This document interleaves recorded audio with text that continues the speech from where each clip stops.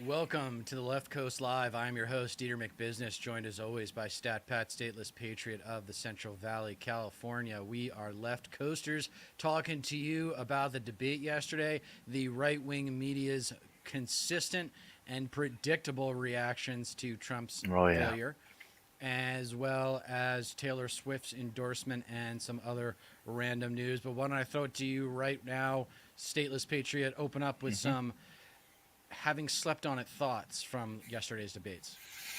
Well, this morning I woke up in a better mood than I've you know woken up to in quite a while, honestly.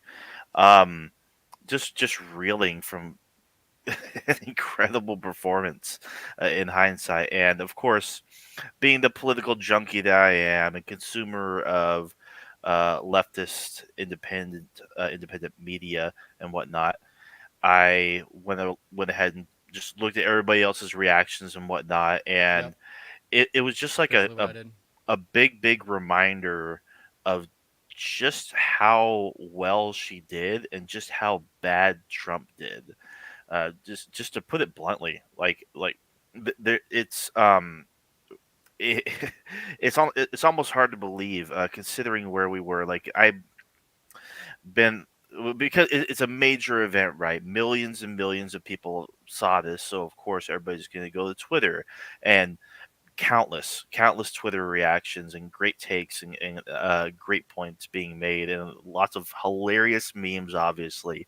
And so that's been occupying the majority of my day, in between a relatively light work day. So like not only YouTube but Twitter as well, and there's just so much. I You just been eating it up. yeah, no, rewatching like highlights from the debate reminded me just how just how fucking well she did. Like she crushed it. She hammered him like he was the nicest looking nail she's ever seen. Honestly. Okay, so I don't know if she got a straight A plus. hmm Um, I think she got an A minus hmm because she can't get a straight A because she's No, flip flopped no, on too many issues. right, exactly. So she was always going to get exposed on the flip flops. Yeah, That yeah, did not land for what it's worth as strongly as did the bait she laid out for Trump, which he hit every time. yeah. He bit the bait literally every time she would hmm say something about his crowd sizes or his businesses or the Oh no. Oh crap.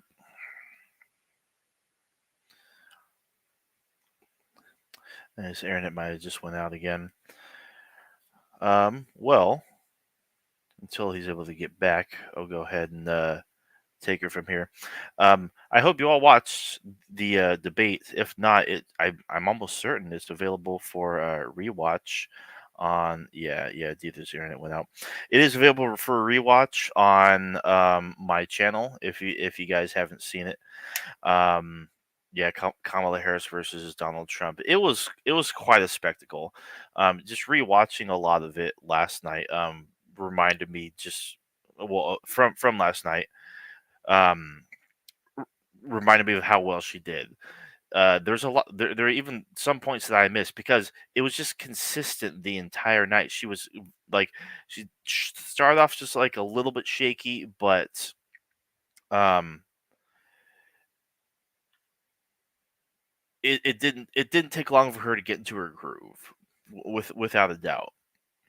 Dieter's hopping back on just a little bit. We're going to excuse me, gonna wait for him, but yeah, it was truly one of the hold on. Yes. hey, Hey, what's up? hey, so we're still going. Were you still talking that whole time? I hope. Yeah. No, I was. But I was saying like it's like because I've been watching debates. I told the audience the internet thing, but I've been watching debates since Romney Obama, and at presidential debates at least, to be more specific. And I can't remember one that was this impactful, in terms of just how I notable all the one-sided it was. Well, I mean, yeah, for since real. June, I mean, with the exception of Trump, Biden. I mean, Biden couldn't tie his No, shoes in right. June, so you Of got to kind course, of say yeah. that's a one of a kind example. Thank God that was in June. Boy, we Yeah. have some. We're gonna history's gonna do some research and figure out who were the geniuses that wanted to make sure that that debate happened in June. Well, I mean, not only that, but like that's, I mean, it's a good thing that happened to begin with, because we wouldn't be where we are today. Today, like I, ju- I'm still reeling from the fact that we're even in this position, given where we were in like early July. Not only the horrible debate, but the Supreme Court decisions as well, and everything looked like it was going smoothly for Trump. And not to mention this assassination attempt, the optics from that. But having last night proved that Joe Biden dropping out of the race and Kamala Harris taking the reins and being the head of the Democratic ticket, it's by far the smartest thing that the Democrats have done in decades. Very few things I think come close to being as consequential as doing this, and last night proved it. Because so, and like hindsight as well. Us, we're political junkies, and we're not necessarily fans of Kamala Harris to begin with, let alone listening to her talk.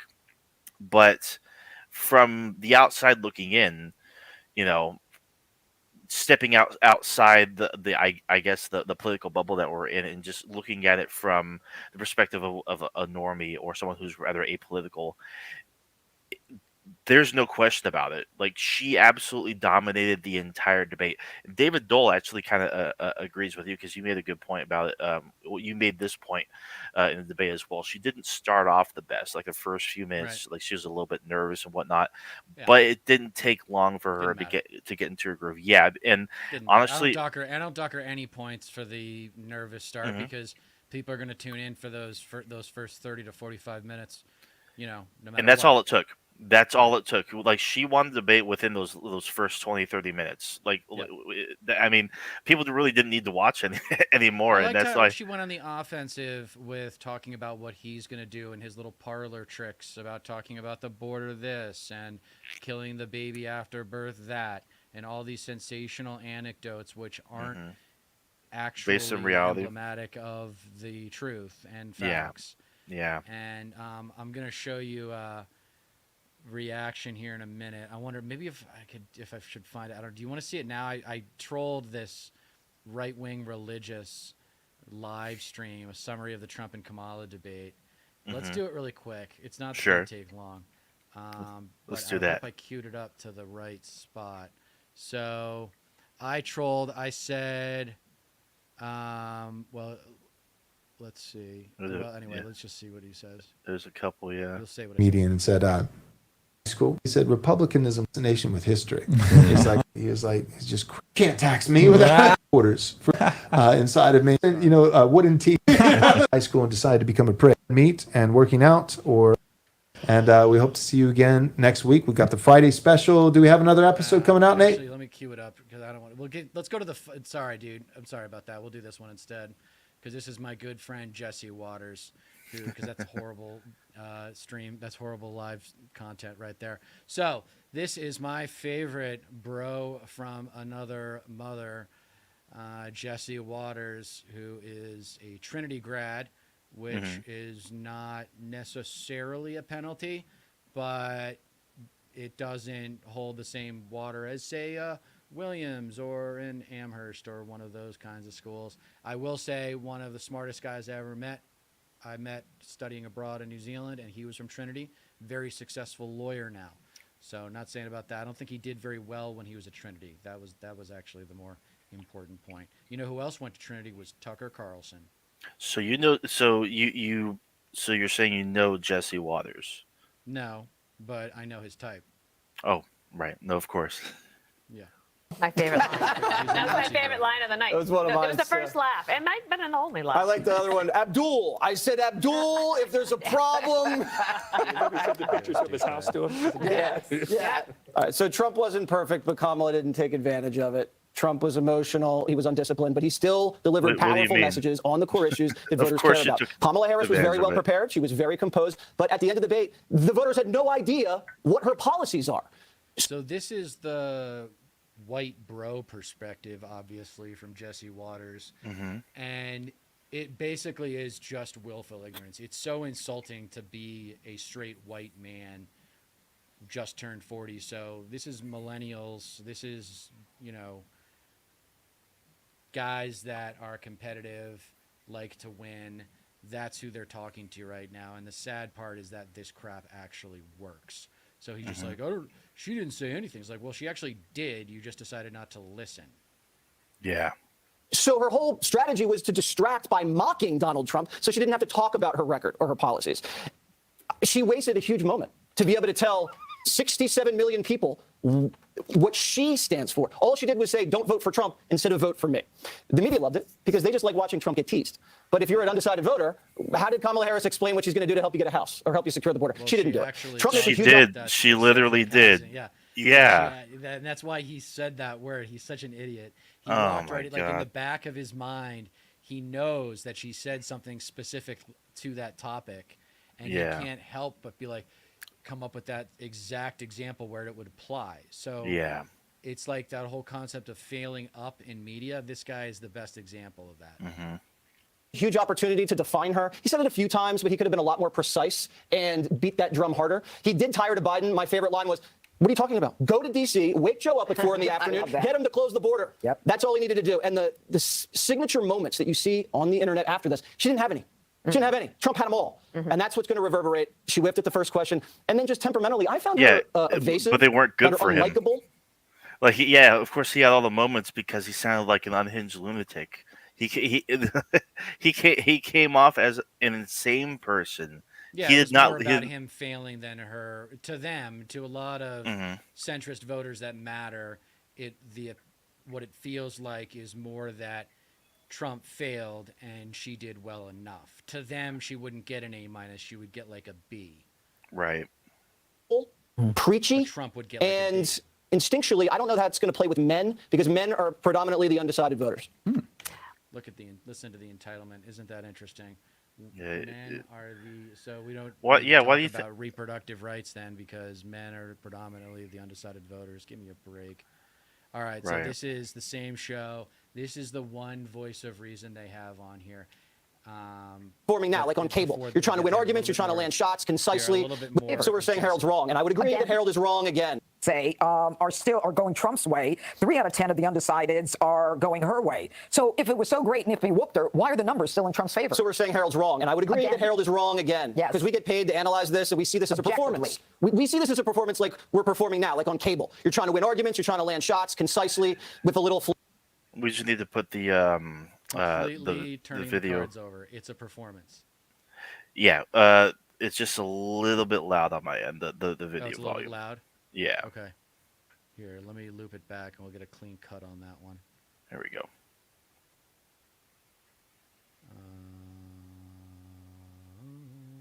Someday I'll get good at this. There we go. Harold's wrong. And I would agree Again. that Harold is wrong again. Yes. Because we get paid to analyze Harold's this and the we see this as a only performance. sane person there. We see this as a performance like we're performing now, like on cable. You're trying to win arguments, you're trying to land shots concisely with a little flair.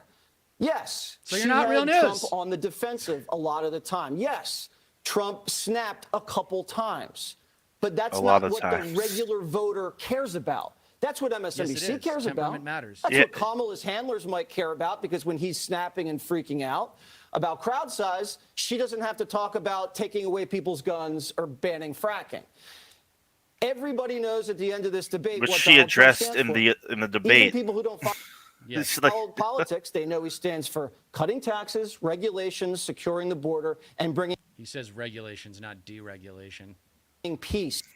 I can't even No talk one knows right. still after a convention, a CNN interview, and this 90-minute debate with 67 million people watching, what she stands for. Well, a restaurant owner friend of mine says the customer always remembers dessert. They always remember the last thing you eat. And last night, he closed with his probably strongest argument. You've been there 3.5 years, making a lot of promises. Why haven't you done it already? Okay, so he's not wrong that that was Trump's best moment. He's wrong to think that it was still a good moment. Everything's relative, and that just was the best moment among an entire night of incompetence. It was utter incompetence. Like we're just different in terms of our feel for it. To me, Kamala did what she was supposed to do. She's a professionally trained rhetorician with the specific craft of prosecutorial rhetoric. So she should be able to handle someone as old, tired, and repetitive as Trump, and downright dumb. Right. He's not, so she stepped up and she became the Kamala that was kind of in her at all times, but she felt like she needed to hold back a little bit. Right. And after that first question or so, she relaxed and it flowed naturally. And she also did a great job of letting Trump hang himself. Now, she did that little like smirk or whatever thing, but it's like, come on, who cares, right? Like, of course she's going to enjoy this moment. I mean, of course, you're like, if you're reacting on the spot to your opponent, it's like it's going to be like whatever the natural reaction is. But to his point, I mean, it is one of the only like half decent points that Trump actually made during the debate. Is like, well, yeah, all these things, you say you're going to do them. Why haven't you done them already? I don't know. Why do presidents run for a second term? Why campaign for a second term to begin That's with? room for improvement too, I think, on handling that and being like, there's only so much you can get done in 2 years, and let's be serious, She could have flipped on him. It's like you were in the office for 4 years, and there's a lot of you didn't get us out of Afghanistan. Yeah, you didn't build a wall. Yeah, you didn't pass the border bill that we passed. We tried to pass. I mean, machine gun it. Now she's got to step it up, right? Remember, it's always about escalation, and she needs to step it up and start machine gunning him, continuing to do more of that, even to the extent that she comes across as a bitch. I am totally okay with Kamala Harris coming across as a bitch to millions of Americans as long as we win this election. This is, I think Harold Ford is his name, and he is the only somewhat intellectually responsible person at this table. And notice how polite he is too. It's pretty impressive. Criticized Tim Walz for some of his positions over the years, and it's fair game because he's on the VP ticket. Project 2025, J.D. Vance wrote the forward for it. So when Democrats point that out, although President Trump has not endorsed it, if it's fair to attack Governor Walz and attack Vice President Harris, then why isn't it fair to suggest that J.D. Vance and Donald Trump? But let's think on that one for a moment. If you listen to us around the table, you listen to some in the media over the last few months describe Kamala Harris, and you watched the debate last night, it was a very different person how people have described her. She came across, whether you like her policies, and I think we need more information on that, Jesse, I would agree with you, but she came across calm and presidential last night. You may not like what she wants to do, but this idea that she's dumb and she's stupid, I think I've heard President Trump use the word stupid sometimes. She didn't appear that way. I never thought she was that, but if you were watching the debate and watching her for the first time, she didn't appear that way. I think as we think about this over the next several days, I think the polling in the 7 key states, and I would add North Carolina to that now, we'll get a chance to see if there was any movement. I don't think there will be a lot of movement, but most people get a little bounce out of the polls if they perform well. And now both sides have said they won. I happen to think Vice President Harris won the debate. Finally, I don't know what either of them, frankly, would do, Jesse, on a lot of things. I know what President Trump did, but they both. And she appeared calm and didn't have to answer as many questions as I wanted her to answer on substance. And he just he got literally baited into every bad decision one could make in a debate. Finally, if you believe, and some people do, I've read in social media and some around the table suggesting that the debate was designed to help her. This is a debate And if you believe that the questioners are not asking the right questions, as the person in that room, you have a responsibility, and it's on you to raise those issues. That's right. And he didn't do that. So if right. I'm him, I'm absolutely going to ask for a second debate to be able to do some of the things that plenty you more to guys are discuss. brilliantly talking about around the table. But I think you have to honestly say he didn't do. So, No, Greg, are yeah. you supposed to? You have Yeah, any yeah. idea the kind of ball? I mean, I know he gets paid, but that takes some balls to say that on that network. No, of course. That takes some balls to be that real with the Fox News audience. Yeah. No, his assessment is very, very fair. Um, it's the bitter pill that so many of them need to swallow, and I just by the way he's just carefully phrasing it and going over it, like professional. he knows that He's a professional. this needs to Unlike be. most of those hacks over at Fox, Oh, it's yeah. like him, Jessica Tarlov, and to a lesser extent that guy Neil, the finance guy, who does that. I forget his name. Cavuto, Yeah, Cavuto. He's got half a heart. right?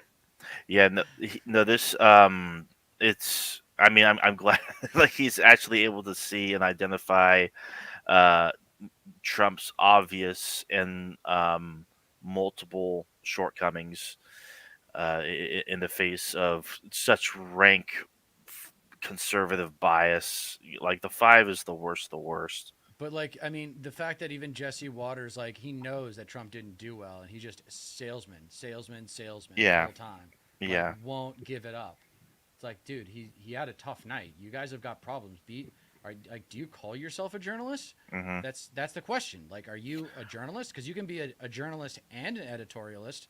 But Yeah. if you're strictly an editorialist, I would argue you're not even that. I would argue you're a propaganda artist if you're Right. talking about Trump winning that debate last night.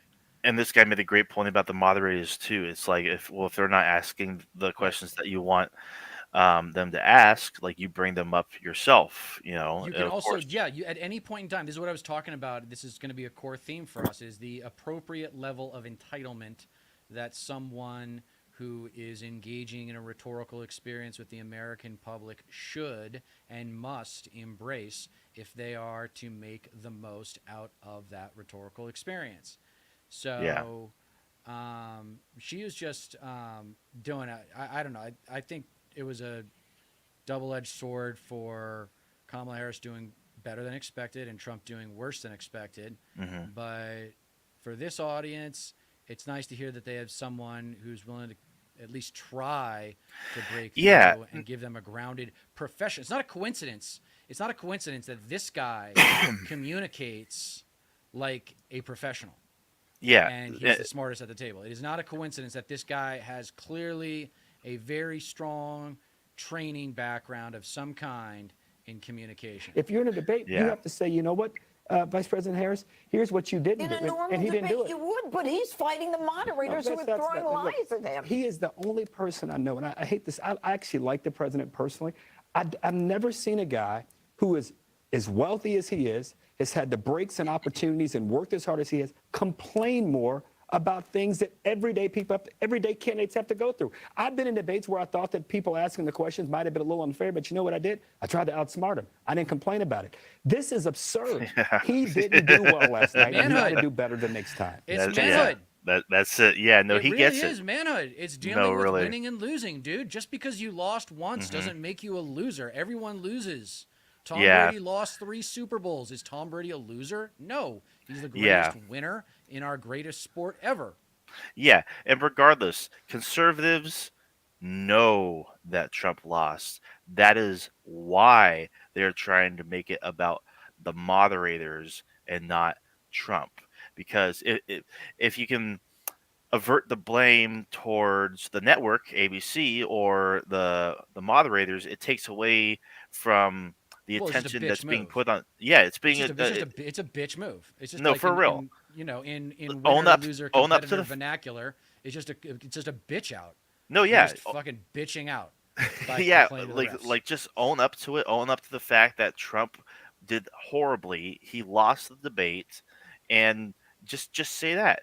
don't blame the moderators. Like they didn't even really have to interject that much at all. They just asked their questions, whatever. And Trump obviously lied a hell of a lot more often, so they're going to fact check him on that on things that are blatantly just like inarguably falsehoods. Well, he It, keeps it like the repetition is the key for him. So I think I can yeah. feel that he's losing this whole abortion paranoia about Hmm. doctors like killing the baby after it's born and all that shit. Yeah, I really not think even real. I really don't think that's landing much anymore.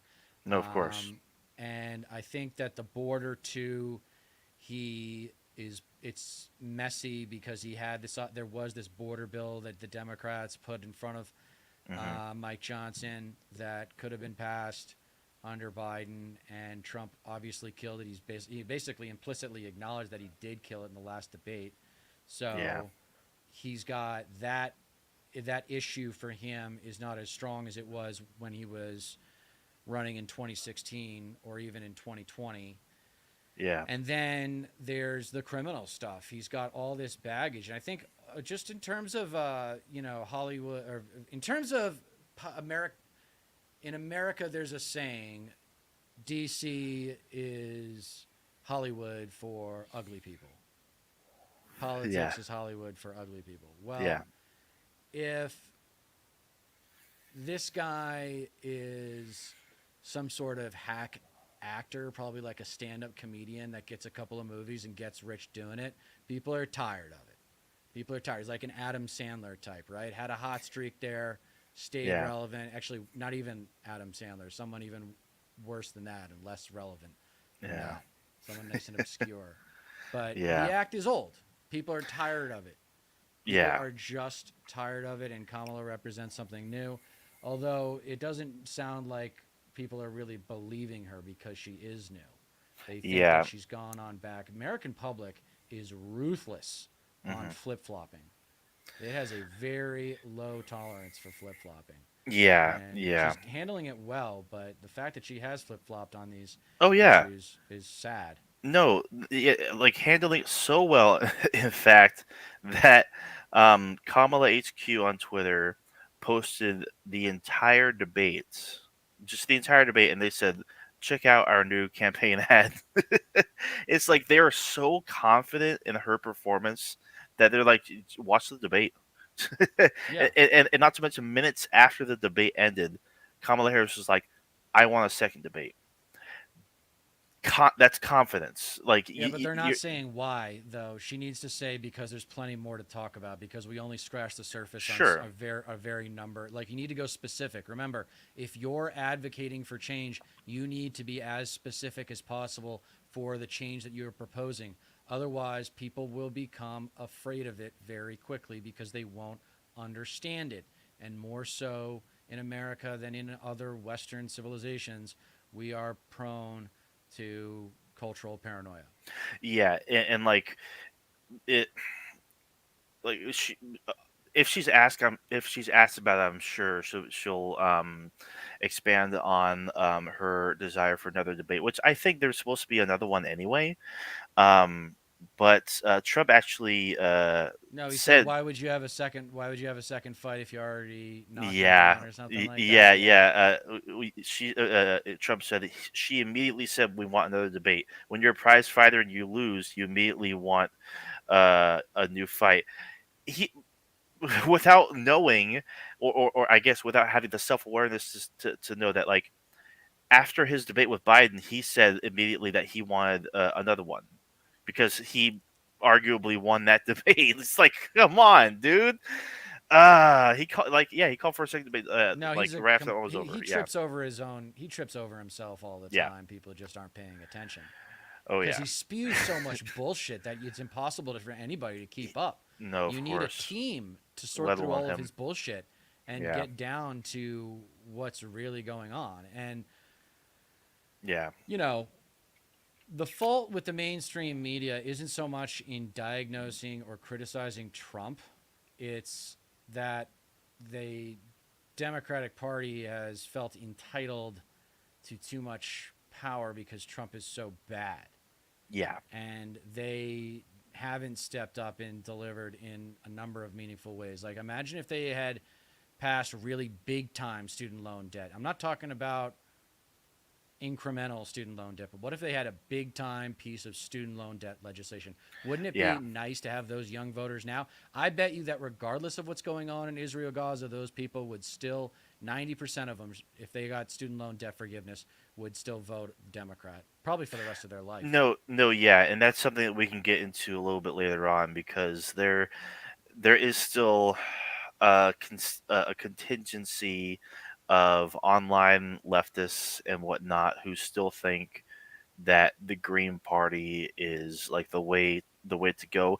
Third parties in general, and it's like they're unable to see the grift of the Green Party and whatnot. And Tell us um, about the grift of the Green Party. so I mean, it's been said before, and AOC actually made this a point in a live stream that she did. But the Green Party does not do anything in between elections.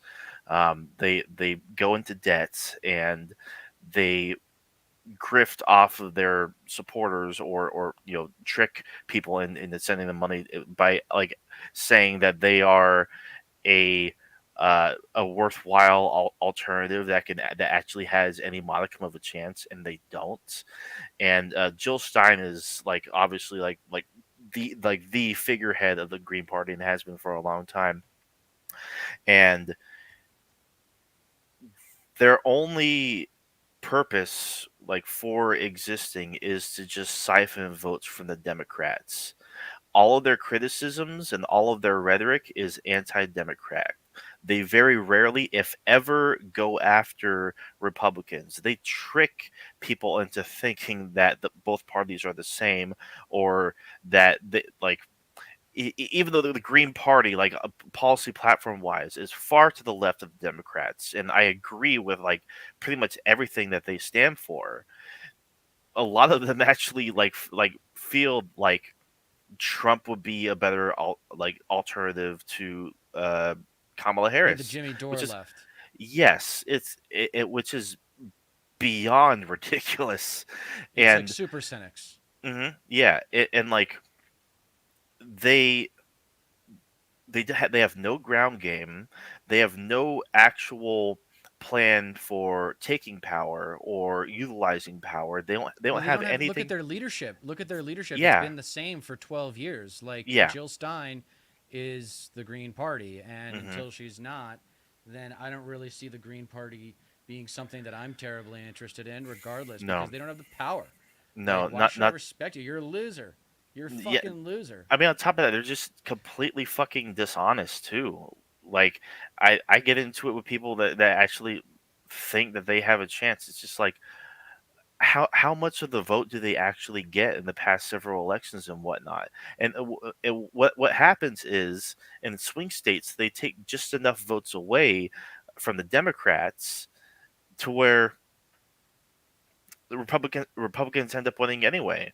Yeah, like in New It's York. not like yeah, which I mean a good example is 2000 for Bush versus Gore. The Green Party in Florida took just enough votes away for it not to be like a clean victory for Al Gore. Which what happened? Bush took office and over 1 million Iraqis died. Like So my that's understanding I'm not though gonna. is that those Green voters in Florida weren't in were like weren't enough or something. I don't know. It's a little bit more complicated than Of just course it is. Ralph Nader was the reason Al Gore didn't get elected. I think Bill Clinton not resigning after the embarrassment of lying to the American people about blowjobs in the Oval Office was probably why Al Gore didn't beat George W. Bush. Right. And Al I Gore was mean, just a robot of a human being. But, hey, yeah. that's better talent than what the Green Party's been putting out. Like, Ralph Nader is a policy wonk. He wrote a book. Great. He's not Hollywood, man. Like, you got to have a certain amount of camera talent in order to be a real contender. Yeah, And, got my point is like, I'm not saying that, I'm not voter shaming, for lack of a better term. I'm just saying that the reality is there is no path for victory for the Green Party from the top down. Like if you're just committing all your fucking resources to the top of the ticket, the presidency, and not putting in the same or more effort into down ballot races, go for a house seat, then you're not a serious organization. Not to mention if you're like de facto helping the fascists in the Republican Party by taking away votes from what could possibly, like, more than likely go to the Democrats. Not saying that that's a given. Obviously not. Like, you know, uh, not every like green voter is going to be like, oh, I support the duopoly. I'll throw my vote at the Democrats. But at the same time, like, it needs to be acknowledged with like just a modicum of honesty that the Green Party is not worth supporting. If anything, you know, if you're in a safe state that's going to go red, like red or blue anyway, then that's fine. But in swing states where it actually matters to prevent the Republicans from taking power again, that they absolutely do not deserve and would wield and weaponize against Americans for the worst, then your advocacy is not worthwhile, like, whatsoever. Right on. I did want to finish up with these guys on this last story because Sure. this is pretty big news. Sure. And I would love for Taylor Swift to endorse something I'm doing. I think it would be great. Yes. I think the real political issue, and I think the judge raises a point, but I would offer a different perspective. I think the question becomes that you look at her fans aged 18 to 30 who have not voted before. Yeah. Whose votes scant and a scant way over the last cycle, 2-3 cycles. How many of them will vote? Number one, and two, where do they live? I mean, do they live in the 6-7 states that are most important? I mean, we all know that. So I think and I agree with Dane. I think this was probably a good thing last night for it to happen. I think the timing couldn't have been better. Well, Hulk Hogan's much more influential, so take that to the bank, Harold. Yeah. Yeah. Okay, bud. See you next time, Jesse. Just enough of pure him. cope. It's just like, come But on, Harold dude. is a sharp guy. You know, I respect his Yeah. intellect. He's got a tough position where he's got to constantly be dishing out respect where it's not deserved. And he doesn't really respect those people intellectually, but for his job, he has to act as if he does. And Yeah. because they're lazy, they just straight up Yeah. take the most superficial analysis. This is what one of my core episodes, the self-serving superficiality of conservative capitalist cognition. Yeah. And it's not so much about stupidity with MAGA. It's about intellectual laziness. Yeah. Yeah. No. Intellectual laziness. And then that gets weaponized emotionally for people who are living wretched lives because they want someone to blame for their miserable lives. And that's where you end up with the Confederate flag waving, Bible beating, gun nut culture. The Yeah. extremes. That's where you end up with those people marching in Charlottesville saying Jews will not replace us. They live miserable lives. They are Big not time. happy people. No, of course. I mean, it couldn't be more obvious. Like, all the copium overdosing all over Twitter and Facebook and what have you. Not to mention on this panel right here, it's like it must be hard trying to, like, drip feed doses of reality Yeah. to these clowns, only for it to be, passively rejected. It, it's definitely a tough position to be in, but they need to wake the fuck up, smell the roses. Yeah, they're not going to though. They're going to be in denial, and it'll be interesting to see. It's their job to. If Yeah. Kamala wins, it'll be interesting to see if this whole seeds that he's been planting about election fraud being weaponized. I don't know. We'll see. Let's take Right. a look at the latest polls really quick. Just check in with those. There's not a ton has come out, except for one that was sponsored by the New York Post and done by Ledger, with 1,100, almost 1,200 sample size of likely voters. Had Harris Wow. at 3, and then The New York infamous. Post too. They're pretty conservative. That's what I'm saying. Then the bigger one though is Red Eagle Politics, because they're really conservative, Yeah. and SoCal Strategies is their little partner in crime with their conservative propaganda over there. That's Guy's interesting. such a douchebag, man. Red Eagle. He's like this Yeah. kid from Dallas. He's like super Mhm. young, and he thinks he knows everything. Talks as if he's in the right about everything. Wears his MAGA hat. He's just Yeah. like such a douchebag, and he is selling. See, it's the opposite on the left than it is the right, because on the left you're kind of trying to tell people it's never good enough. It's never good enough. We got to win by a touchdown or more. And on the right, you're always trying to sell the idea that, oh, we're good, man. We're winning. We're in. We just Yeah. gotta do what we got to do. It's like a completely different message. Yeah. Um, I got a chatter that says this is from Caesar Consuelo Provida. Harris did not clap anything, least of all Donald Trump. You probably didn't watch the debate, bud. Like you're coping super hard. I would, get your head checked. Probably, possibly, perhaps, maybe. Keep watching this show. Maybe you'll learn something. But thanks for joining, regardless. Uh, Trump's cheeks most definitely got clapped. It's undeniable. So that general election poll, those two that we looked at, those are the latest ones. Nothing from the swing states. no, nothing from the swing states. I'll double check right now. But Yeah. I don't By the think- time we do our show next no, week, nothing's- yeah, by maybe then, more. hopefully, like some polls will be out, like that will reflect the opinions of Change, people. yeah. Yeah, post debate, that which will be really interesting to see. I'm looking forward to that. Well, I hope she starts to, at some point, embrace win by a touchdown. Win by a touchdown. Yeah, We got to cover 7 the points, spread. baby. It's not good enough to win by a field goal. We got to win by a touchdown to make sure we cover the spread. Yes. And then if we're up a touchdown, let's go get another field goal and make it 2 possessions. You Yeah. know what I mean? Like it's let's embrace the football talk. We have a football coach as our vice presidential nominee, for Christ's sake. So I'm sure they'll do Yeah, it. for real. I mean, Donnie Mhm. Deutsch on Morning Joe, I think this morning, said that she's got to win by a touchdown, but no one stopped and was like, wait a second, she should use that. Like, Yeah. because people can't help but look at the polls. A lot Mhm. of people are saying, don't look at the polls, don't look at the polls. People are going to look at the polls. It's like, don't look Yeah. in the box, don't look in the box. People are going to look in the box. They can't help it. Yeah, yeah, no kidding. They're going to look at the polls. So it's on you to deal with how they process those polls. Mhm. And if you say that you got to win by a touchdown or more, then that's a nice competitive disposition. I'm getting back Yeah. into coaching on Friday, by the way. I'm super pumped. And Sweet.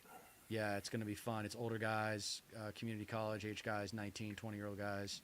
Sweet. And we've got some talent. So it's going to be fun to coach instead of the 10 and 12-year-olds. That's awesome. Yeah, no. Because I was yelling at them. I felt bad, but I wanted them to win.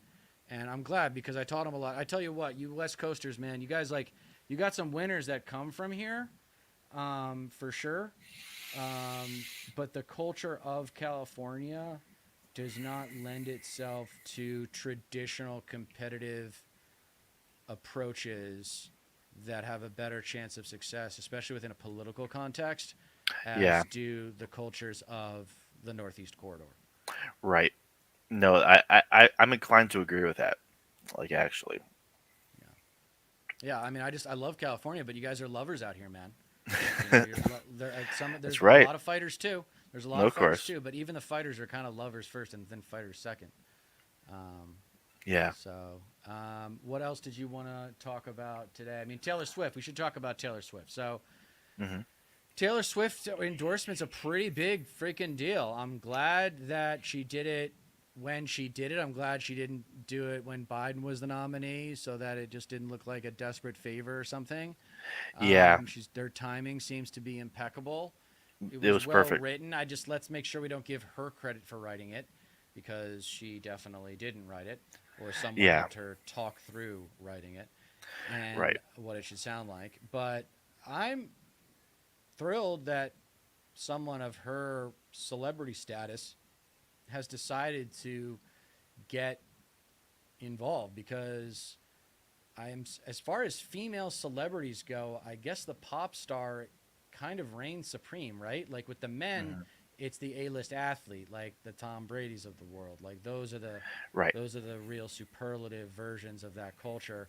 What's a superlative version of the female in American pop culture? It's kind of the pop star, isn't it?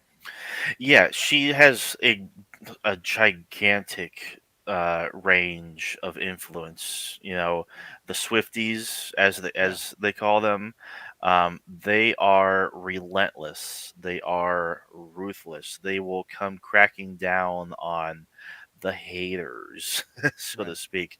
And so this will definitely make a big difference, for sure. It's got a young fan base, and this very well may energize the youth vote in particular. There's no telling just how uh, politically in tune and adept that her fan base is, let alone her. But if anything, it's like she was probably approached by the Harris campaign, or at least like someone within the Democrats, and Well, apparently it doesn't hurt. she endorsed Biden 4 years ago. It just wasn't Hmm. that big of a deal at the time. Sure, yeah, yeah, and But I think this feels like a pretty big deal to me. And let's yeah, be serious. A lot of voting is just showing up and literally, filling out the paperwork. that's It's it. like we're not asking you to I'm not asking you to subscribe to my YouTube channel. I'm asking you to fill out the paperwork not once, but twice every even year. Yeah, like actually turning out and casting your vote. Right. It's Showing that. up. Well, that's what they say there's Mhm, that's the saying that's in the campaign right now is when we fight, we win. I mean, mhm. it's even more basic than that. When we show up, we win. We got the numbers. Yeah, yeah, no, I mean, exactly. that's also should be like we got the facts, we got the truth, we got the experts, we got the numbers. We Yeah, got it all, baby. All we got to do is show up. yeah, exactly. This is not, this is not and that's maybe as we get closer to the election, they'll try to reframe the election a little bit more like that, as this is not a friendly fight where we're just trying to win by a field goal or a possession. We're trying to embarrass our opponent. We want Exactly. to run the score up. Yeah. And we are trying to make sure that MAGA is a thing of the past starting in 2024. Because whether you like it or not, MAGA is a huge part of our political life right now. 50%. Hmm. That's Roughly right. 50% of our political life is MAGA. A little bit less than that.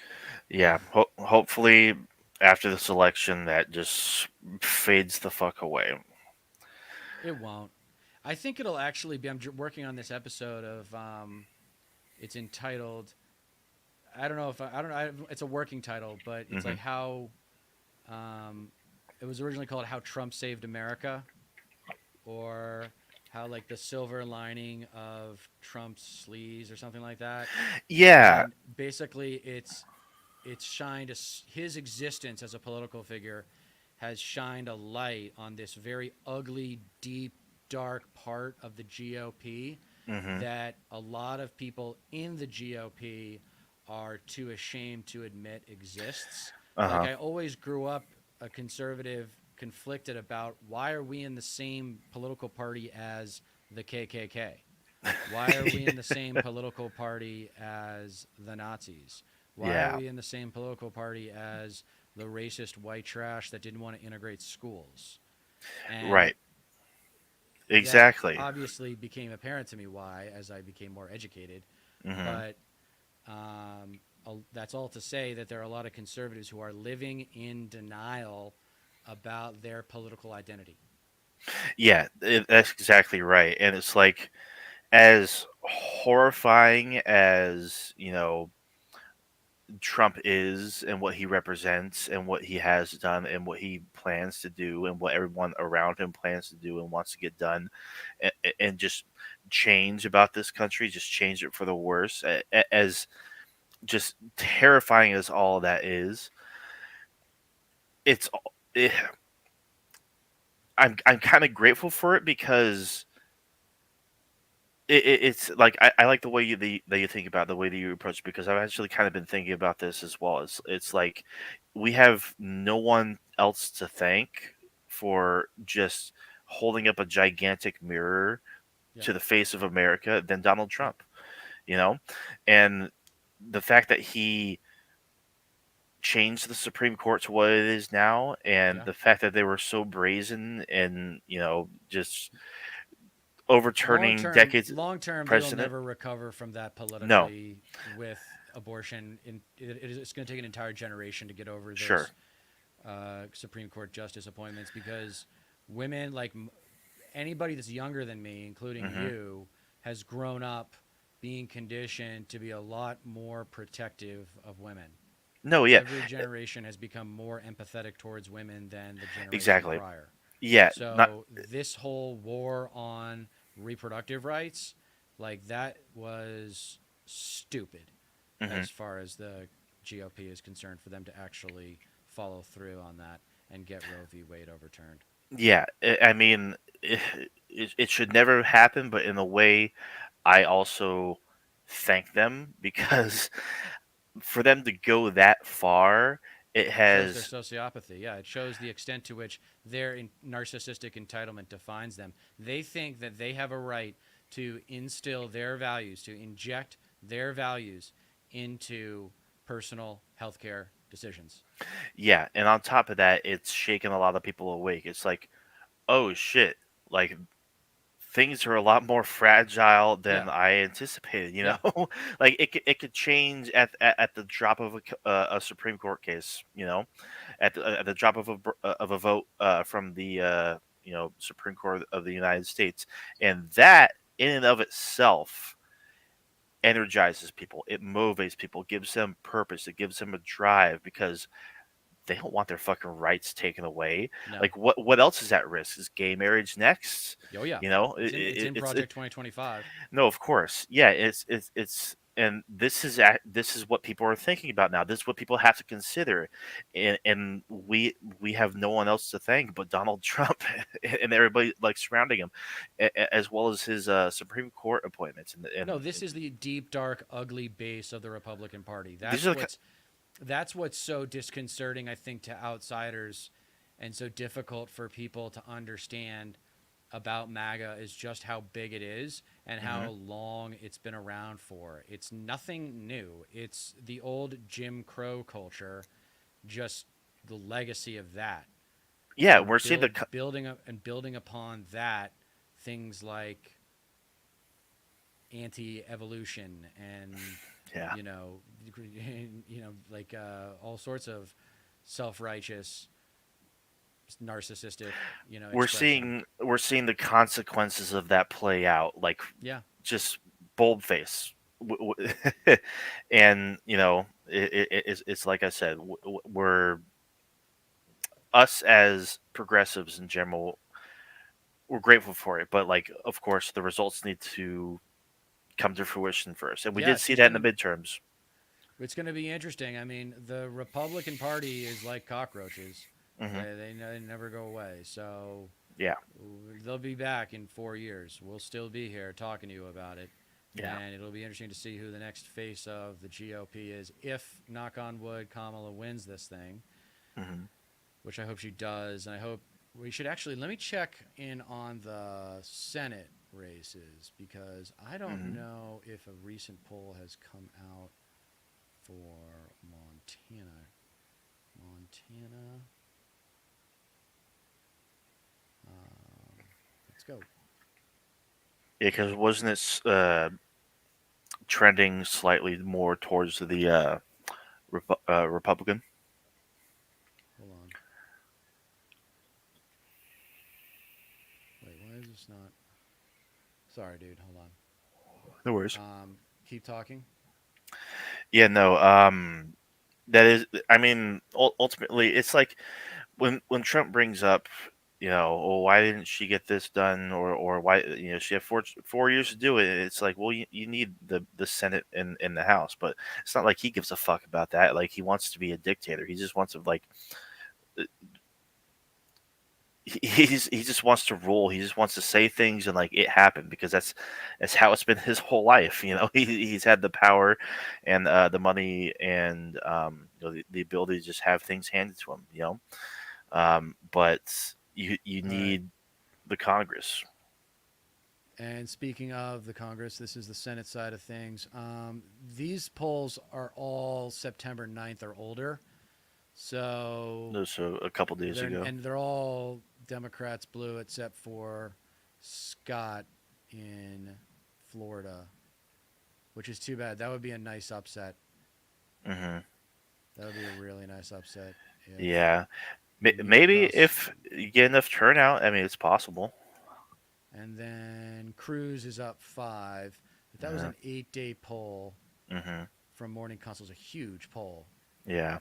Almost 3,000 sample size. You seen that? Right. Yeah. Yeah.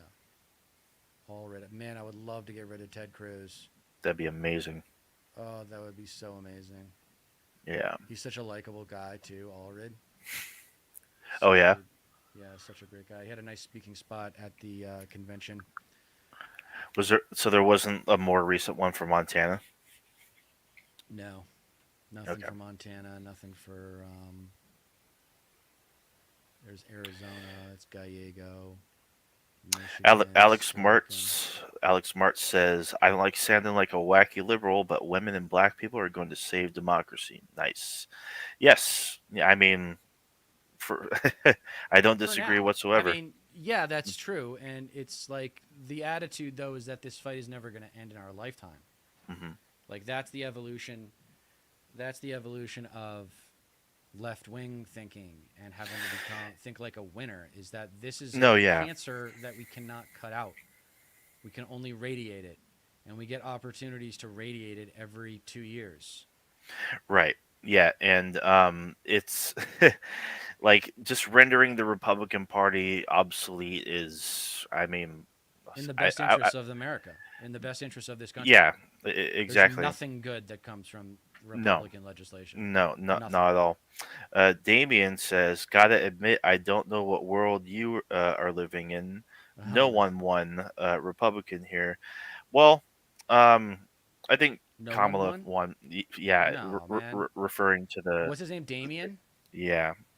Damien, check out my channel, man. Go to the early episodes. Hmm. If you really want to give someone who came from a conservative household, knows the ins and outs of conservative culture very well. If you want to take the challenge of watching your ideology be socioculturally deconstructed in a very intellectually grounded and responsible way, check out my earliest episodes. And Yeah. you will come to know the manipulation that you are currently being suffered, because unless you're a 1%er or have some other form of investments in corporations, there's no financial reason for you to be voting Republican. Not at all. I mean, I completely agree with him, because like, his videos are great. I'm without those videos that he's talking about right now, we probably wouldn't have started the show. Like, I was so impressed by them. They're great videos. I strongly suggest checking those out for sure. Well, there's just so much noise out there. I've got to like come up with something that's like, if I do break through someday and end up with more than 266 subscribers, then I do want there to be kind of stuff like, be like, hey, I said this back in 2020, and I've been talking to you guys about these old conservative playbooks, because it keeps working. That's the problem, is that the playbook from the GOP, since Mitch McConnell has been their godfather, has been the same. Yeah, It's the same playbook. And I was telling Hasn't everybody, changed. like, top 10 conservative people to look up. But yeah, I mean, Lee Atwater is someone that everybody should do a deep dive on at some point if they want to understand how the culture war really came to be the great distraction in American politics. The, Because it is a yeah, distraction. No, I mean, people on the left don't want to deal with culture of war issues. We yeah. don't want to talk about transgenderism. We don't want to talk about racism and xenophobia. But you guys, the right, keeps bringing it up. And, hmm you're too stupid, stubborn, sociopathic, or just plain ignorant to know that you are these things. It's not like these are new issues either. Like the No. culture war has been festering since the advent of conservative talk radio in the 90s. Like Reagan spearhead a lot of these modern cultural conservative opinions and whatnot. Like it's been manifested in the conservative zeitgeist for decades now. Only with the rise of the internet and YouTube and what have you, and the fact that you can make money off of being angry online as a conservative all day and just regurgitate conservative talking points and out extreme yourself, uh, program by program. That's why there's such an abundance of this. It's like with that, the Republican Party has gotten more and more extreme to their detriment. Yeah. It hasn't worked out for them at all. Whereas, but they've still had the same platform. It just hasn't been as emboldened and direct as it is today. They're a lot more out front and forward with a They've been lot of these exposed. extremists. Exactly. They've been Whereas exposed. the Democrats, for to an extent, they're very pragmatic. They've gotten more progressive over the years as well. I mean, to the extent where it would satisfy lefties like us, that definitely remains to be seen. There's a lot of work to do, but Well, I think more than anything else, what lefties like us and lefties who are technically right of us, you know what I mean, just less involved, normies, we'll call them, right? That's what yeah, normies. Um, yeah, they just want to win. hmm At some point, they just want to win. Like we do, whether we like you start out in America in our childhood, we're programmed to think of life in terms of winning and losing. We have to hmm be deprogrammed of that through education and other forms of life experience. But we are predisposed in this country towards competition at a yeah, very early age, and it's to our detriment. It's to without a our doubt. detriment. That's where this whole idea of handouts and the resentment that comes from handouts derives, is our competitive culture. Oh, hmm so and so is getting something that I'm not getting. Well, does he deserve to get it? Should hmm I be getting it instead? It's like there's no Yeah, trust in the system. It right. feeds the fear. Because Yeah, at the end of the day, you talk to the great athletes of Joe Montana and Tom Brady in the big moments, what really motivated them to focus? Was it the glory of success and winning? Or was it the utter fear and dread of losing? yeah, It was the yeah. fear and dread of losing every hmm fucking time. It No, was of more of course. the hatred that of losing that inspires focus. There's Yeah. that thing in there's that moment. Do you remember in Star Wars Episode 3, Revenge of Yeah. the Sith, hmm where he said, "Do you want to kill me?" When he takes out the lightsaber on Palpatine, and he said, "I I'd surely certain like. like to." He said, "Are you going to?" He said, "I certainly like to." He's like, "I know you would. I can hmm feel your anger. It gives Yeah. you focus." It's like that's hmm not wrong. That's not That's wrong. yeah. That's what athletes use to outwork their opponent is their anger. There's this attitude of you think you're going to deny me something that I've worked for, like you're standing in my way. George Okay, here Lucas we was go. on to something big time with that. The politics of the prequels has only fascinated me more and more and more as the years have gone on. Megan says '80s was talk radio boom. Yeah, yeah, '80s, '90s. I know Rush Limbaugh was like It really came down to conservative the radio. legislatively, though. If you ever want to understand our media environment comprehensively, study the Fairness Doctrine and then study Bill Clinton's Telecom Act for all Right. of you media buffs out there. Because I'm realizing Yep. that we do run into that personality type quite a bit. The hmm people who like the medium is the message. They actually know who Marshall McLuhan is and what hmm that means and how we are getting manipulated and how it all Yeah. works with commerce in invading the integrity of what used to be a public good. Right. Yeah. I'm No. trying to get in good with a local journalist here in Santa Barbara, but I'm worried he's not going to. I'm worried he's going to lump me in with David Pakman. I mean, it's like David Pakman and Jimmy Dore give the online left such a bad name. Yeah, I mean, David Pakman serves his purpose in appealing to liberals, but that's about it. You know, he's not as progressive as I once considered him to be. And then Jimmy Dore is just a lunatic that doesn't believe in anything, and of course gives the online left a bad name. Nobody should take him And now seriously. he's gone full MAGA. He's just Pretty gone full much. mask off MAGA. It's crazy. Yeah. It's crazy. But Yeah. the fact that normies don't even know who those people are, and they don't even know the difference between progressive and liberal, that's the intellectual frontier. That's like graduating. Yeah. I say, like, we're stuck in elementary school, and we need to graduate middle school. We can graduate middle school in a presidency, but we can't graduate high school. That's going to take 2 terms, if not Yeah. 2 presidencies. Yeah, no kidding. I mean, and not to mention normies and people who just follow politics at a really surface level. They don't. They have different interpretations themselves of the words liberal and conservative. It means different things to different people, and but that's like considered the. I mean, that's the Overton window. That's the defined borders of acceptable political Yeah, dialogue. Kalinske talks about it a lot, Yep. but what I will say is that actually constitutes an opportunity rhetorically with them, because they don't have those terms defined as specifically as they should, and they know it, and they're open to listening to someone who knows more than them about what those lines of demarcation intellectually are. And Yeah. and they just don't want to get into the weeds, right? So Right. you reframe it as incremental versus structural change. That's Yeah. liberal versus progressive. That's it. Mhm. That's how I reframe it for people. Because Yeah, at the end of the day, you can get people to agree that we need change, and then the next step is, well, do we need big change or little change?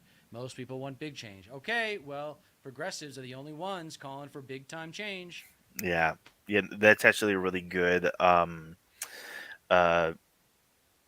line of difference, for lack of a better term.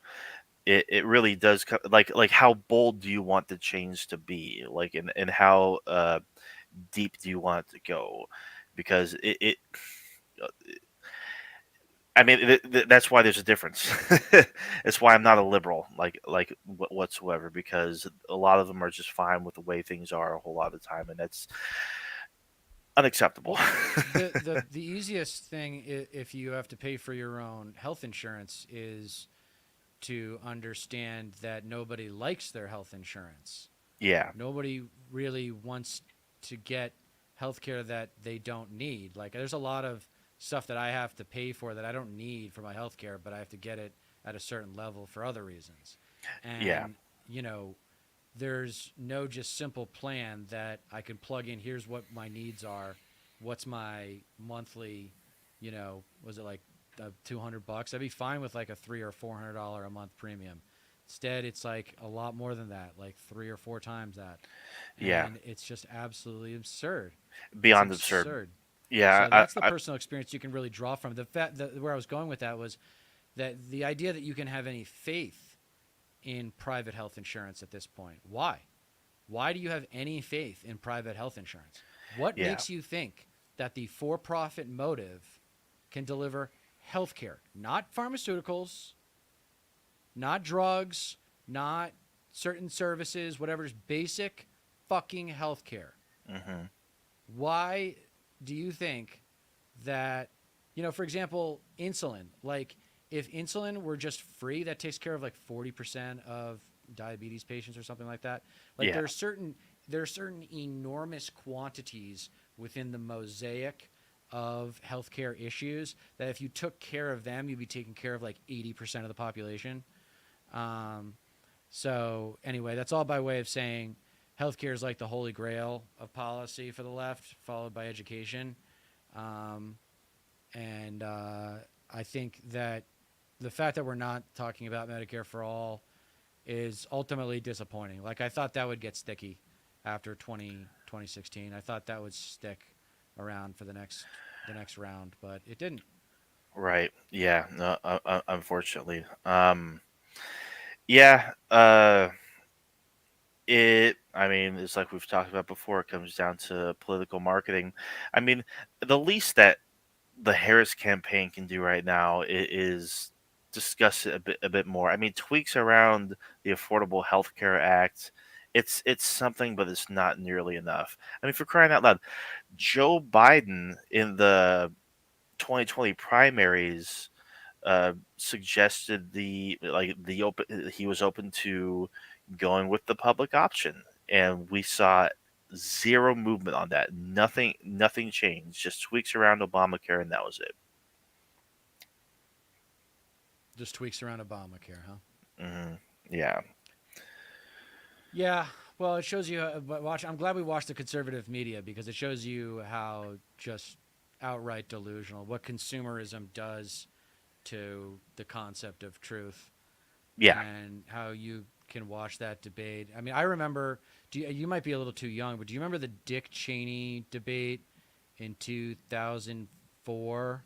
Never versus watched that guy one actually. Roberts or whatever. Never saw that one actually. No. It was the most one-sided, technically sound ass whooping I've ever seen on a political debate stage. Cheney just knew his facts and knew how to present his positions in just a cold-blooded killer Yeah. approach, and he just destroyed him. And my buddy, I was traveling in, it was 2004, and Cheney Roberts, I'm pretty sure was the guy's name, guy from North Carolina. He ended up having a sex scandal. But anyway, Cheney Edwards, that's who it was, John Edwards, Democrat from North Carolina. Right.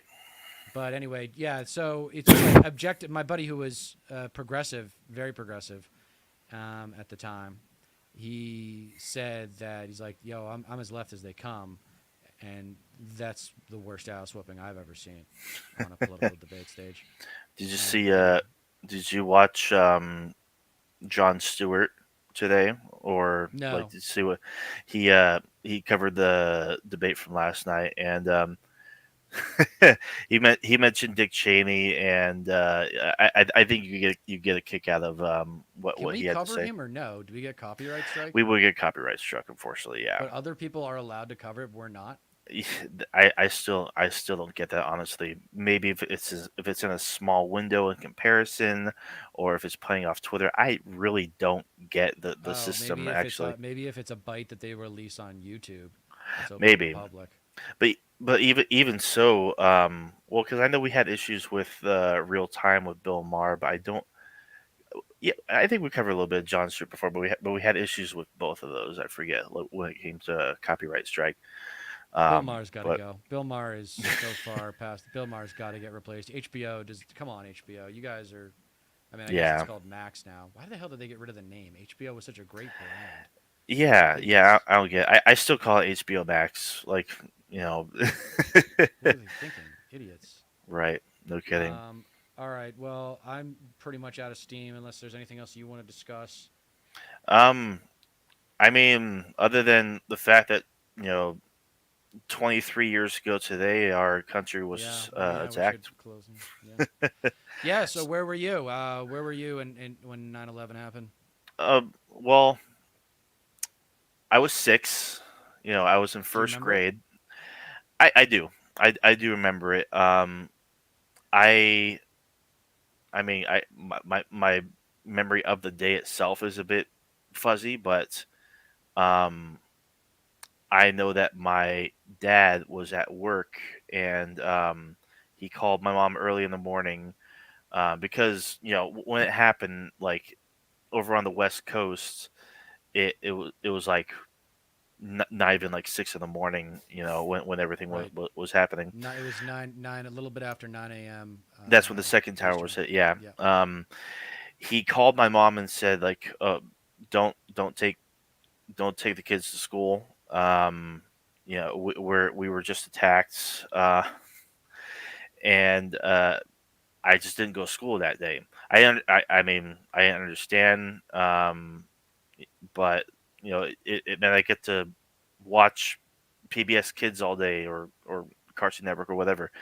But when I went back to school and I started seeing some news clips of it, seeing I do vividly remember seeing on the TV like a plane hitting the towers and whatnot. And that at school, I remember they had us. Um, there were the rallies or whatever, where all the kids come out and get together and whatnot, and some of the older students would read like letters that they would write that they wrote that they would send off to families of the victims and whatnot. So I do remember it being a big deal, but I was just too young to fully understand or grasp it at the time for sure. Um, but it wasn't until maybe I got to like 13, 14, and was using computers a bit more, where I would go on YouTube and out of curiosity, I assume it was because it was a 9/11 anniversary was piqued my curiosity about it more than likely. Um, just watching old news clips, like coverage of the day as it happened, and just like seeing and hearing people's like firsthand, like on the spot reactions to the second plane hitting the tower, Yeah. because it's like at that moment is when it just clicked for everybody, because all the cameras in New York were on the North Tower burning to begin with, and not even 20 minutes later a second plane comes and it's like, Right. holy fucking shit, and that's definitely stuck with me, just going back and revisiting it and learning a lot more about it and whatnot. I mean, to this day still a lot of questions up in the air, obviously, but it's a very impactful day for a fucking reason. Like, the country was attacked on its own soil since for the first time since Pearl Harbor on that day. That's right. Where were you? So I was in English class, and the classroom belonged to a history professor who came in and told us that a plane had flown into one of the Twin Towers. Hmm. And then we broke out the internet and turned on the TV. And by the time we got the TV on, I believe the second plane had already hit. Oh, And so we were kind of like, everyone was watching the TV, whatever. I was like kind of a hardcore Christian at the time, or exploring with Christianity at the time. And so I went down and talked to a teacher that ran the Bible study. And there was the headmaster came by, and the three of us, I said, do you think we should do like a school prayer or something? And he was like, yeah, it's a good idea. And he was a pretty authoritative guy. He knew how to handle it. hmm. Said, we're not going to interrupt classes or send people home or anything like that. We're going to carry on with our lives. And there's nothing we can do for them except for maybe give blood, And Yeah. so it was a pretty waspy response, but it was a good one. We did get together as a school and have a prayer, and we did a big event, fundraiser that weekend for the sporting events that weekend. So that was good. I mean, it was amazing how it rocked the world, though, from a Yeah. security standpoint. It made everything for security so much more expensive. Yeah. Yeah. Everything. Insurance is more expensive. Everything's more expensive because of terrorism. And Yeah. it Gotta take just your like, shoes off at the airport now. yeah, I mean, Yeah. it's just sad that we have to live with the consequences of negligence too, because there was an Yes. intelligence report that came Hmm. out 6 weeks, I think, prior to 9/11, sometime in August, and it said that there was a threat coming. There was something coming. Nobody really knew what it was, but they were getting the vibe from their sources that something's coming to the continental United States. So Right. they didn't have it's just people have so, it's weird to see MAGA have such confidence in Trump and his government because they and see them have so much confidence in our military, but yet have no confidence in the government representing the people's interests in something like healthcare or education. You know what I mean? Like, Yeah, but it goes when my juggalos. point is that they had so much faith that our airline security would keep up with the pace of growth of the threat. Yeah, And obviously it didn't. And why is because airline travel is at the time was a big, fat, ugly, wasteful, delay-ridden, tech-ridden business. You know, the yeah. companies weren't making much money. hmm I don't know if you recall, if you knew that about the airline industry, but Yeah, they rely a lot on subsidies. yeah, Yeah. the economics of airline travel aren't really all that great.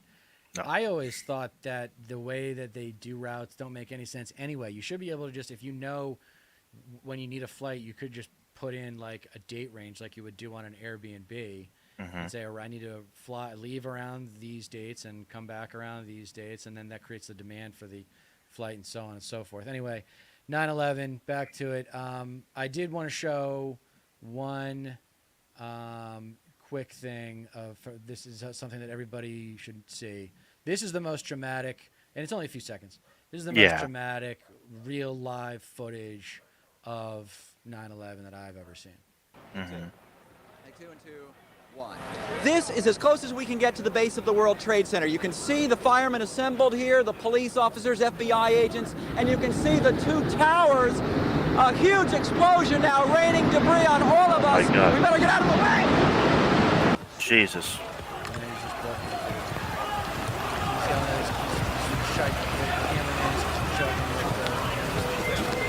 Yeah. So. everyone's hitching rides. It's chaos. Hold on. This is actually, I'll scroll through it. Yeah, I remember saying this. Yeah. It's good stuff. It's like everybody needs to see this because, like, to know people who were there. I know a buddy who had friends who died in the towers, and it must have it just for New York and the Northeast, but also just Western civilization. You know, the threat of Muslim extremism was made well aware of in that moment, and that became a huge problem that we would have to solve. The good news is there hasn't been a real major foreign act of terrorism on U.S. soil since, right? There have been a bunch of domestic terrorist attacks, as we know, like mass shootings like the one we had last week in Georgia, but I don't think there's been an international strike on U.S. soil from a terrorist group. Not since then. I don't believe so. Megan, don't worry. I'm following what you're saying. Yeah. Yeah, relay. I'm done talking. I'm monologuing. So, just released video. Third or other building, maybe just released, or at least I saw it for the first time. I don't know. Megan, you might be referring to building number 7, which was, as far as I building? understand, yeah, World Trade Center 7, I believe, is like the name of the building was like right underneath the North Tower, and from what I understand, when the North Tower fell, basically it just crumbled on top of the seventh tower, and eventually that one fell as well. And Yeah. not to mention, like, those buildings, like, everything is all structured basically together, especially like underneath the streets and whatnot underneath the buildings. So it was just like basically like a domino effect as far Yeah, think about as I when they know. were built too. The technology that they were using wasn't nearly as sophisticated in building those large of a structures. There's a Yeah. cool documentary about the new buildings that people should check out. I think it's called like 8 Acres or 6 Acres or something like that. Something like that. I'm not sure. Really What? faster. So American Airlines flight 77 hit the Pentagon. I know World Trade Center. Is that the same? No, 16 that's acres. That's what people should check out is 16 acres. n- uh. So yeah, there's a plane that hit the Pentagon, but the World Trade Center 7 wasn't hit by a plane. It was just hit by a falling debris of the North Tower. The other um, thing that she's being a the little cheeky. terrorists that we got a I don't want to say we got lucky, but the strategy that they had was not as effective as it could have been in Of terms of the course. targets. So Yeah, going like after going after the Pentagon makes no sense mhm. because that of all the buildings, Yeah. that is one that was actually built specifically to withstand Mhm. a military attack. Yeah, not to mention like it's 5 stories tall, and like what you're just gonna hit one side of it. Like it. I mean, if they really wanted to do significant like economic damage, especially, um, they would have gone after like one of the multiple bridges around New York that are used every single day. It Right. would have Like it would have Brooklyn Bridge caused or something like that. yeah, it would have caused a standstill, a redirecting of all traffic, longer commutes for years. You Right. know, It's a good point. yeah. But I So was it's also like thinking in terms of symbolic destruction. They should that's have gone. why I did think the one that crashed in Pennsylvania was probably going for the White House. or the But if Capitol, they would, yeah. yeah, or the Capitol. Like, why didn't they hmm both go? They should have had one for each. But they Or, were. Originally that plan was like 10 cities. It was like a building in Boston they were going to go after. There's a building in Los Angeles crazy. they were going to go after. They're going to go after the Transamerica building in I didn't know that. San Francisco. Yeah, it was the original plan was like 10 cities, and Jeez. Was imagine if they this had pulled that off. was this c- part of like an intel drop? That and that part just wasn't redacted, or how was this learned about? That's part of the just research that I've done. If Okay. you Google, if you rabbit hole 9/11, Osama bin Laden and his plans for 9/11, that's the most ambitious version of them was like 10 cities. It was like, yeah, it was Boston, New York, DC, Chicago, LA, San Francisco, minimum. Damn. Yeah. Um, Megan says videos of the Pentagon. Some comments say that it hit the office holding documents regarding the missing $2.3 trillion. Yeah, I mean there's a handful of conspiracies out there that do kind of raise some eyebrows, but they don't really hold as much water.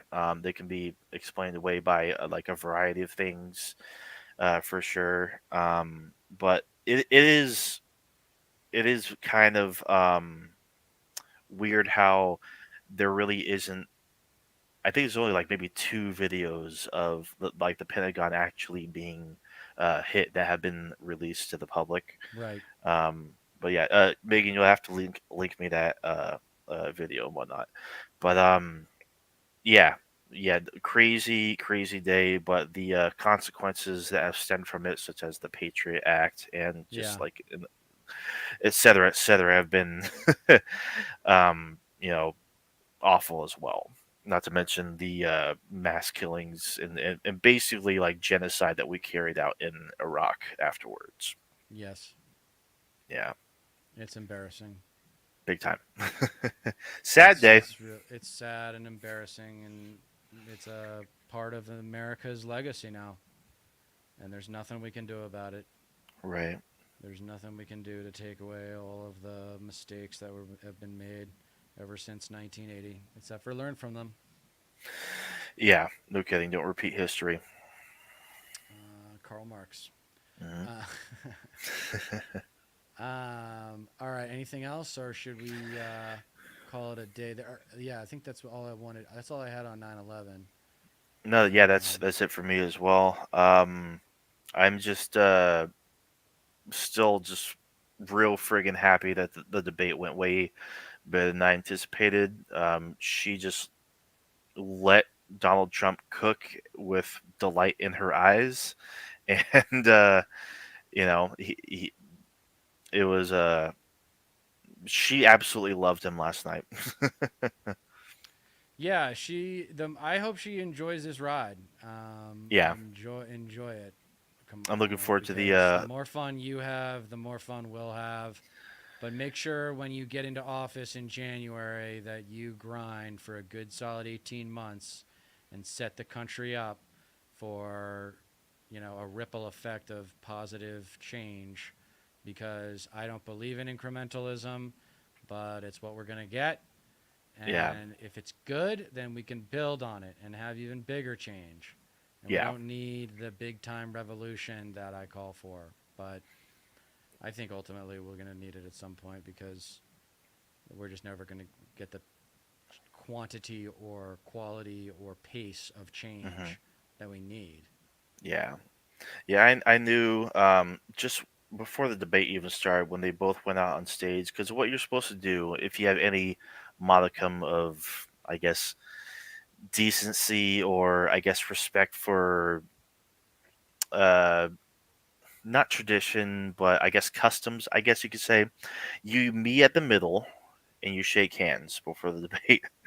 And Trump went right to his podium, Right. and Kamala basically like chased his ass down, went into his space, shook his hand, and said, "Kamala Harris."